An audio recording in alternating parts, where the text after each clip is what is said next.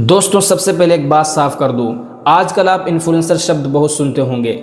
Influencer مطلب وہ شخص جس کا اثر لوگوں کی زندگی پر پڑتا ہے، جس کی بات، جس کی سوچ اور جس کا کیا ہوا کام لاکھوں کروڑوں لوگوں کو بدل دے۔ یعنی انفلوئنسر صرف شہرت والا نہیں ہوتا، بلکہ وہ ہوتا ہے جو انسان کی سوچ اور اس کا جینے کا طریقہ بدل دے۔ اب سوال یہ ہے کہ اتنی لمبی انسانیت کی تاریخ میں، ہزاروں سالوں کے سفر میں، اگر پوچھا جائے کہ سب سے اثردار شخصیت کون ہے، تو آپ کے دماغ میں کون کون سے نام آتے ہیں؟ کوئی کہے گا عیسیٰ علیہ السلام، کوئی بولے گا بدھ، کوئی کہے گا آئنسٹین یا نیوٹن۔ لیکن ذرا سوچئے، اگر یہی سوال کسی غیر مسلم ویسٹرن اتہاس کار سے پوچھیں تو کیا اس کے جواب بھی وہی ہوں گے جو ہمارے دل میں آتے ہیں؟ یہیں سے شروع ہوتی ہے اصلی حیرانی۔ دوستو، 1978 میں ایک امریکن وگیانک اور اتہاس کار مائیکل ہارٹ نے ایک کتاب لکھی، دی 100 ranking of the most influencer person in history, مطلب اتہاس کی سب سے اثردار شخصیتیں۔ اس میں سائنٹسٹ بھی رکھے، فلسفی بھی، سیاسی لیڈر بھی اور ہر مذہب کی بڑی ہستیاں بھی۔ لیکن جانتے ہیں پہلا نمبر کسے دیا؟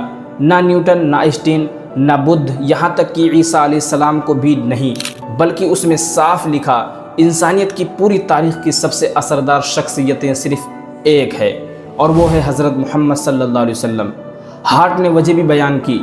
اس کے مطابق محمد صلی اللہ علیہ وسلم اکیلے وہ انسان ہیں جنہوں نے دین اور دنیا دونوں میں بے مثال کامیابی حاصل کی۔ ایک طرف اللہ کا پیغام پہنچایا اور دوسری طرف ایک ٹوٹی ہوئی قوم کو جوڑ کر پورا نظام بنا دیا۔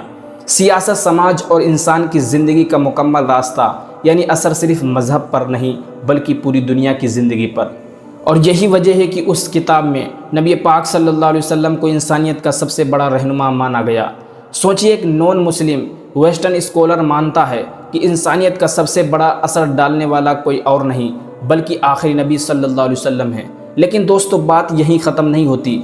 اس کتاب میں اور بھی مسلمان شخصیتیں آئیں۔ حضرت عمر فاروق رضی اللہ عنہ، جن کے دور میں اسلامی سلطنت آدھی دنیا تک پھیل گئی۔ الخوارزمی، جن کی وجہ سے آج ہم الجبرا اور الگورتھم کا نام لیتے ہیں۔ ابن سینا، جن کی میڈیکل کتابیں یورپ کی یونیورسٹی میں صدیوں تک پڑھائی جاتی رہیں۔ یعنی مائیکل ہارٹ نے بھی مان لیا کہ انسانیت کی ترقی میں مسلمانوں کا کردار مٹایا نہیں جا سکتا۔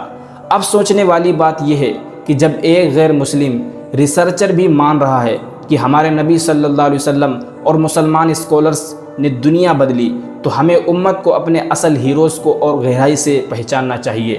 تو دوستو، یہ تھی مائیکل ہارٹ کی مشہور کتاب دی 100 کی حقیقت، جس نے پوری دنیا کو سوچنے پر مجبور کر دیا۔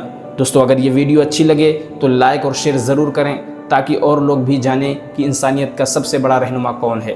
ملتے ہیں اگلی ویڈیو میں۔ اللہ تبارک و تعالی ہمیں اپنے نبی صلی اللہ علیہ وسلم کی راہ پر چلنے کی توفیق دے، آمین۔ ملتے ہیں اگلی ویڈیو میں۔